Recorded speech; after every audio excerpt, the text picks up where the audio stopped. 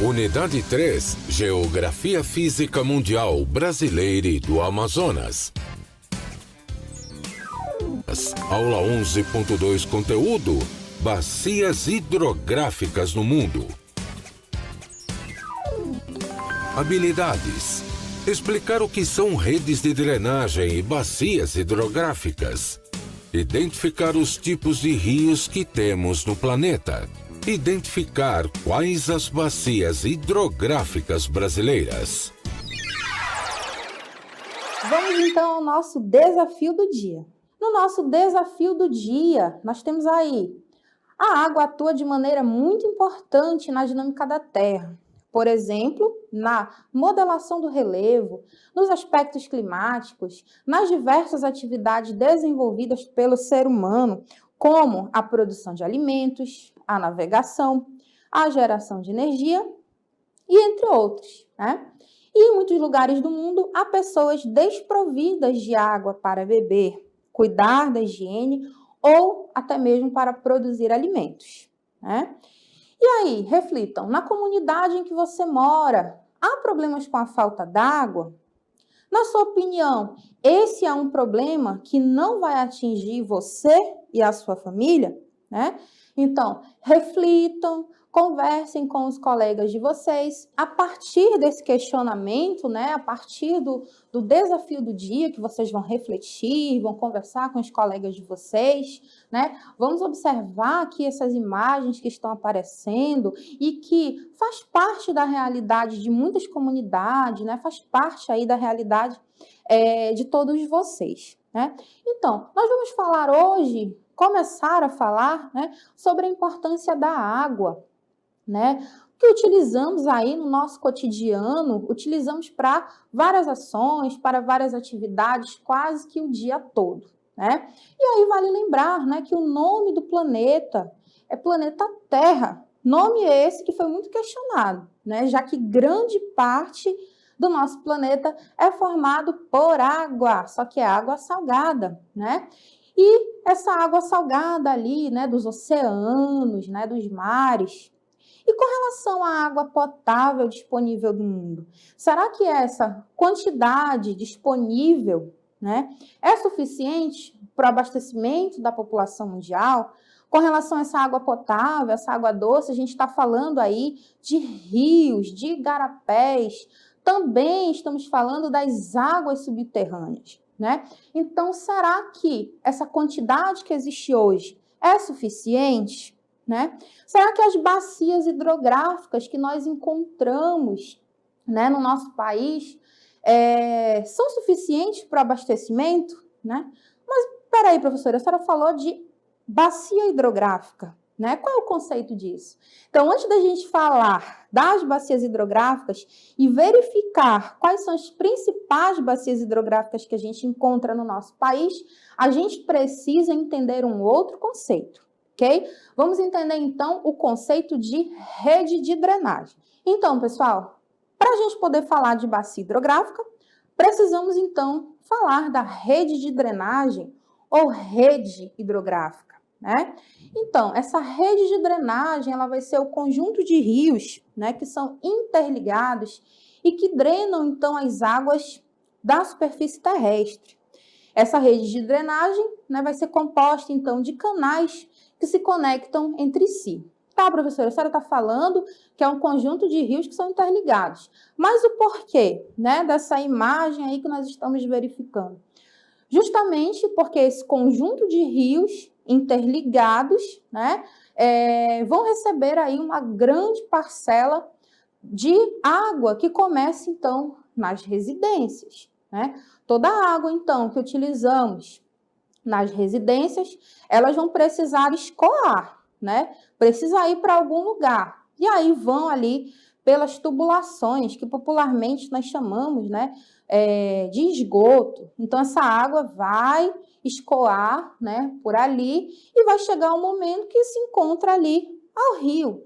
E dependendo desse rio, né, vai desaguar, então, em um oceano, ok? Então, uma rede de drenagem vai ser toda essa interligação dos rios, né, a forma como estão conectados e também essa questão do recebimento, né, de água aí pela tubulação, ok? E aí entra um outro conceito, né, que é o conceito de bacia hidrográfica, também chamado de bacia de drenagem, ok? A bacia hidrográfica, ela vai corresponder a uma área drenada por um rio principal e os seus afluentes, tá? Nós temos ali a imagem que depois, né, a gente vai verificar melhor essas partes, nessa composição ali da bacia hidrográfica, tá? Então, essa bacia hidrográfica possui divisores de águas. Esses divisores, eles vão fazer o quê? Delimitar as bacias hidrográficas, né? Para a gente saber a diferença de onde começa e onde termina a outra, tá? Geralmente, esses divisores de água são porções mais altas do relevo. Então, vamos verificar a imagem, tá? Para a gente entender melhor. Então, gente, vimos aí, né, que bacia hidrográfica vai ser uma área drenada por um rio principal mais os seus afluentes, tá? Então, nós temos aqui, ó, tá? O rio principal, ok?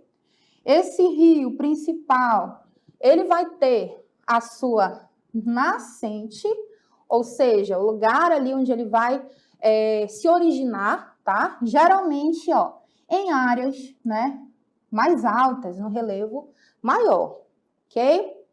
Esse rio principal, tá? Ele vai ter o leito. O que é o leito desse rio principal? É justamente esse espaço, tá? Ocupado pelas águas do rio. E aí, esse rio, ele pode ter também afluentes, tá? Afluente é um rio menor que vai desaguar aí no rio principal, tá? E esse rio principal vai desaguar aonde? Né? Ele vai desaguar nos oceanos, tá? Os rios desaguam no mar, nos oceanos, e aí a gente chama de foz, né? De desembocadura, ok? Também temos aqui nessa imagem os chamados interflúvios, que são as regiões mais altas, são as regiões mais elevadas, que vão funcionar como divisores entre uma bacia e outra. E aí vai ter o mesmo significado que divisor de água, ok? Então, sobre bacia hidrográfica, né, é uma área drenada, então, por um rio principal, mais os seus afluentes, ok, pessoal? E aí, com relação ao curso do rio, tá? Como que vai ser esse curso do rio? Então, nós vamos verificar que o curso do rio, ele pode ser montante, né, ou jusante. A montante será considerada ali um alto curso, geralmente ali na nascente. Então, vocês estão observando na imagem à esquerda de vocês, né, uma imagem para representar a montante, né, numa área mais alta ali na nascente, ok? Já a jusante, né, vai ser ali um baixo curso, né, a foz do rio, a desembocadura ali, onde ocorre, né, onde o rio ele vai desaguar, né, no oceano. E aí já é a imagem que vocês estão observando à direita de vocês, ok? Então, o curso do rio ali, ele segue o alto curso e o baixo curso, desde a nascente até a foz do rio, ok? E aí, o regime do rio, né? Isso daqui vocês vivenciam aí em várias comunidades, conseguem compreender melhor até do que muitos aqui, né, nas áreas urbanas, né? Então, o regime do rio, ele vai se dar através da vazante e da cheia, né? Então, a vazante ali na imagem da esquerda de vocês, quando temos ali um nível mais baixo das águas do rio. E a cheia, né, na imagem ali da direita, ocorre através do nível elevado, né, das águas do rio. Então, a população ribeirinha, né, aqui da região norte, precisa se adaptar, né, a esse período, né, de cheia e vazante, justamente para conseguir ali a sua sobrevivência, para conseguir fazer as suas atividades ali típicas do cotidiano, ok? E aí, gente, é tanta água, né? E com relação ao volume de água, como é que se tem essa classificação dos rios, né? Então, eles podem ser perenes ou caudalosos, podem ser intermitentes ou temporários, e também os rios efêmeros, ok? Os rios perenes, né, são aqueles que nunca secam totalmente. Por mais que haja ali o seu período da vazante, em alguns trechos, esse rio nunca vai secar totalmente. Exemplo disso, né, nós temos aí o rio Amazonas, né? Já os rios intermitentes ou temporários, aqui no Brasil nós temos exemplos, principalmente, né, ali na região nordeste do Brasil. Por exemplo, o rio Piranhaçu, ele seca na estiagem, né, no período ali da escassez de chuva, ok? E aí, os rios efêmeros, eles só existem quando ocorre, né, as chuvas elevadas, as chuvas fortes, né, quando ocorre a ocorrência dessas chuvas, ok? Mas como que esses rios, eles são alimentados, né? É tanta água, um rio pode ser perene, um rio é intermitente, né, ou efêmero, mas de que forma que a gente chega, então, né, a essa variação do volume da água? Então, nós vamos compreender agora, tá? De que forma ocorre essa alimentação do volume da água do rio. Pode ser, então, de três formas, né? Através da forma pluvial, tá? Pluvial, ou seja, através das chuvas. Pode ser ainda através do derretimento, né, das grandes geleiras. E aí a gente chama de nival ou glacial, tá? E pode ser ainda um complexo misto, quando essa variação do volume de água se dá através de forma pluvial, né, ou glacial. A gente pode pegar aí também como exemplo, né, o Rio Amazonas, que ele é alimentado principalmente, né, de forma pluvial, né, pela água das chuvas, mas vale lembrar, né, que na sua nascente ele tem um regime de alimentação do derretimento ali das geleiras da Cordilheira dos Andes, ok, pessoal? Então, esses rios são diferentes, eles têm características diferentes, né? Então, conforme nós vamos verificar aqui na aula de hoje, tá? A gente vai ver os nomes dessas características diferentes que esses rios têm. Então, nós vamos entender agora a diferença entre os rios de planalto e os rios de planície. E vamos começar, então, com os rios de planalto. Então, gente, os rios de planalto são aqueles que apresentam grande quantidade de cachoeiras. A gente diz que são rios encachoeirados. Por quê? Porque tem vários desníveis, tá? Como tem ali grande quantidade de cachoeiras, ele vai ser muito utilizado para a produção de energia elétrica através das hidrelétricas, tá? Então, vocês estão observando ali na imagem, na imagem de cima, né? Temos aí um rio de planalto, porque ele é encachoeirado, tá? Na imagem do meio, nós temos aí o exemplo de uma hidrelétrica, justamente porque o rio de planalto, né, por conta dessas quedas de água, dessas cachoeiras, ele é mais aproveitado para isso. E na última imagem aí de baixo, nós temos uma eclusa, tá? Então, nos rios de planalto, essas construções de eclusas em algumas áreas são comuns. Essas eclusas, elas funcionam como se fossem um elevador, né? Por quê? Porque nos rios de planalto, esses desníveis da água são diferentes, né? Então, você imagina um barco, né? Um navio que esteja passando ali numa área mais elevada. Como que ele vai fazer para descer, né? Já que tem várias quedas d'água. Então, são construídas as eclusas, né? Quando esse barco, quando esse navio precisa passar, né? As comportas, então, elas são abertas, a água escoa, e aí o barco ou o navio consegue passar, tá? Então, não é impossível de ter navegação nos rios de planalto. É possível com a construção dessas eclusas, mas a sua principal funcionalidade é ainda com relação à obtenção de energia, ok? E aí, gente, já os rios de planície, tá? Já serão rios utilizados para a navegação. Por quê? Porque esse desnível ele é menor, tá? Não vai apresentar em grandes trechos as cachoeiras. E é comum que nos rios de planície ocorra o surgimento, né, de lagos, por exemplo, né? Então, vocês estão observando aí duas imagens de rios de planície, onde nós não temos ali, né, trechos encachoeirados. Então, por isso, mais utilizado para a navegação, ok? E aí, chega o momento, né, que esse rio precisa desaguar. E aí é o momento que a gente vai verificar os tipos de foz, né, que nós temos nos rios.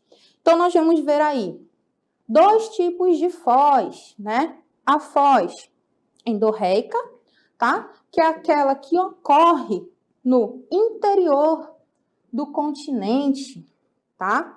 Ocorrendo, então, no interior do continente, nós vamos ter aqui na imagem, tá? O Rio Feio com o Rio Paraná, exemplo de uma foz endorreica, porque um rio está desaguando no outro, ok? Endo já dá a ideia de dentro, interior, tá? Exo, fora. Então, na foz do tipo exorreica, esse rio se dirige para o oceano. No caso do Brasil, esse oceano, né, será o Oceano Atlântico, ok? Então, nós temos aqui, tá, o percurso do rio e aqui a foz exorreica, porque aqui nós já temos o oceano, ok, pessoal?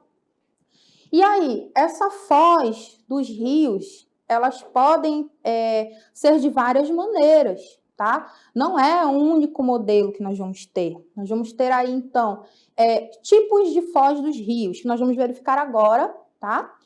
Onde nós temos aí a foz em estuário, tá? Quando o rio desemboca no mar em forma de um único canal, tá? Vocês estão vendo aqui um único canal. É a foz em estuário. Mas existe também a foz em delta, que é como se fosse uma ligação cheia de veias, né, com o mar. E aí pode surgir várias e várias ilhas, ó.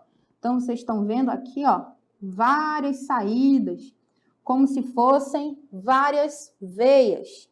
Essa é a foz em delta. E podemos ter ainda a foz mista, quando tem uma predominância aí, tanto da foz em estuário, quanto da foz em delta, tá? Então, nós temos aqui, ó, a foz mista, ok?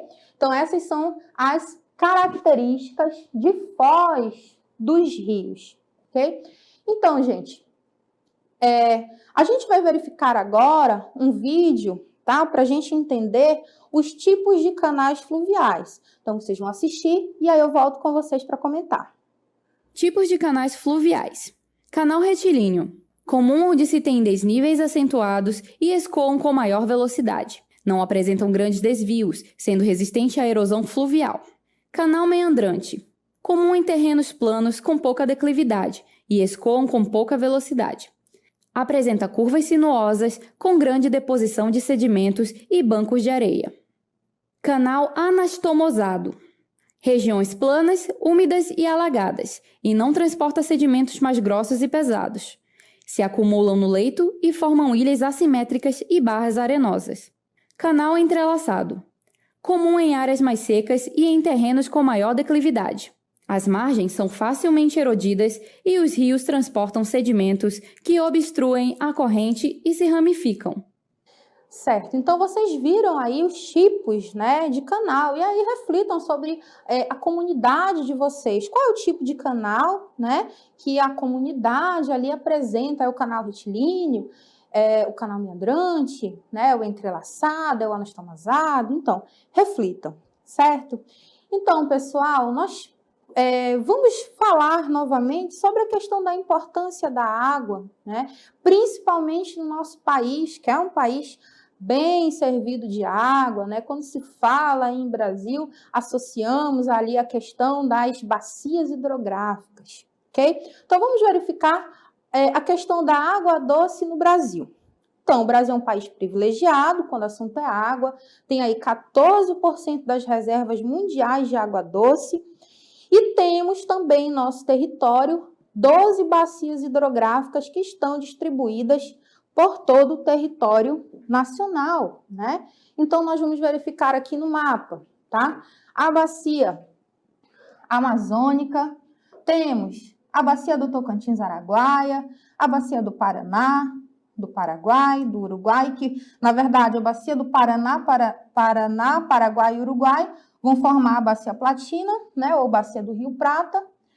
Temos ainda no Brasil a bacia do Parnaíba, do Rio Parnaíba, e a bacia do São Francisco. E essas outras, professoras, ali, nós falamos que são bacias secundárias, né? Mas temos aí a bacia do Atlântico Ocidental, Atlântico Oriental, Atlântico Leste, Atlântico Sudeste e Atlântico Sul. Por que tudo ali é Atlântico? Porque justamente daqui para cá nós vamos ter o oceano. Ok? Então, no Brasil, teremos 12 bacias hidrográficas principais. E aí, nós vamos verificar, né, cada uma a partir de agora, tá? Começando, então, com a bacia amazônica, que tanto faz parte da nossa realidade, não é mesmo? Então, nós temos aí a bacia amazônica, considerada a maior bacia hidrográfica do planeta, né? Responsável por drenar a água de aproximadamente 7 milhões de quilômetros quadrados. E aí vale lembrar que a bacia amazônica não tem só, né, essa extensão aqui no Brasil, mas aí a gente encontra também, né, em outros países, Equador, Venezuela, né, Colômbia e entre outros. Só que no Brasil vai compreender uma área de 3.870.000 quilômetros quadrados, tá? A bacia amazônica, ela tem grande potencial para a produção de energia hidrelétrica, além de possuir características ideais para o transporte fluvial, né? Então, quando se fala ali em transporte fluvial, nós associamos a nossa realidade aqui na região norte, principalmente no estado do Amazonas, né, que tanto utilizamos ali os rios para, né, as navegações entre um município ou outro, certo? Outra bacia hidrográfica muito importante que temos no Brasil é a bacia do Tocantins-Araguaia, tá? No caso, lá na bacia amazônica, que eu estava falando há pouco, esqueci de comentar com vocês que o principal rio da bacia amazônica será o Rio Amazonas, né? Já na bacia do Tocantins-Araguaia, os principais rios, no caso aí são dois, Rio Tocantins e Rio Araguaia, tá? Essa bacia, ela é exclusivamente brasileira, tá? Diferentemente da bacia amazônica, que tem ali extensão por outros países, ok? Então, 967.059 quilômetros quadrados é a extensão da bacia do Tocantins-Araguaia, tá? Seu potencial energético é muito grande. E aí nós temos o destaque, né, para a usina hidrelétrica de Tucuruí, lá no estado do Pará, certo? A bacia do Tocantins-Araguaia, nós temos aí essa localização no Tocantins, no Pará, né, ali no Maranhão. Encontramos ali o Bico do Papagaio, tá, no afluente do rio Araguaia. E encontramos ainda, na bacia do Tocantins-Araguaia, a maior ilha fluvial do mundo, que é a Ilha do Bananal, né? Uma área ali protegida por lei, porque tem um parque nacional e tem um parque indígena, né? Então, a questão do turismo ali é maior fiscalizada, ok? Gente, outra bacia muito importante que teremos no Brasil é a bacia do Rio Prata, ou chamada também de Bacia Platina. É a segunda maior bacia do mundo, só vai perder para quem? Para a Bacia Amazônica. A Bacia Platina, ela é formada por 3 rios principais, o Rio Paraná, né? O Rio Paraguai, tá? E outro rio que nós vamos ver mais à frente. O Rio Paraná apresenta, então, ali, está presente no Brasil, na Argentina, no Paraguai, no Uruguai. Suas características são de rios de planalto, ou seja, rios que apresentam ali cachoeiras, né, que são encachoeirados, e que será utilizado para a construção de hidrelétricas. Já a Bacia Platina, no trecho ali do Rio Paraguai, já vai ser tipicamente de planície, ou seja, vai apresentar grandes áreas para navegação. No Brasil está muito presente no Mato Grosso e no Mato Grosso do Sul. O terceiro rio da Bacia Platina vai ser o Rio Uruguai, tá? Presente ali no Rio Grande do Sul e em Santa Catarina. Suas características serão mais, né, para a construção de usinas hidrelétricas, tá? Então, aí a Bacia Platina, né, nós vamos ter aí o Rio Paraná, Rio Paraguai e o Rio Uruguai. Gente, outra bacia muito importante, outra bacia hidrográfica muito importante, vai ser a bacia do Rio São Francisco, popularmente chamada de Velho Chico. Por quê? Porque esse rio, ele é utilizado ali, né, na região Nordeste, tanto para abastecimento de água, quanto para navegação, em alguns trechos, podendo ter um potencial hidrelétrico, tá? E aí esse rio, essa bacia, vai interligar tanto a região Nordeste, né, quanto a região Sudeste. Onde nasce, né? Onde é a nascente do Rio São Francisco? É na Serra da Canastra, lá em Minas Gerais. E aí ele vai subindo, vai passando pelo sertão do Nordeste, e aí vai ter a sua foz, ou seja, vai desaguar ali no oceano, principalmente através dos estados, né, de Sergipe e Alagoas, tá? O principal rio dessa bacia, Rio São Francisco.